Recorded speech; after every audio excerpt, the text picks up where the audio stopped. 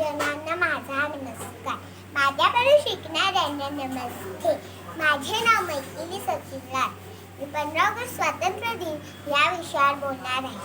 शांतपणे ऐकावे ही विनंती. आपण 15 ऑगस्ट हा दिवस का साजरा करतो? मित्रांनो, 15 ऑगस्ट 1947 रोजी आपला देश पराभूत होता.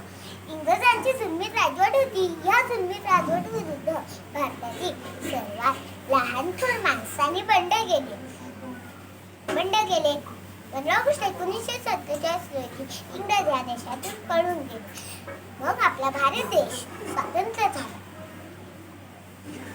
माझ्या छोट्या मोठ्या मित्रांनो, आपणही छान अभ्यास करूया.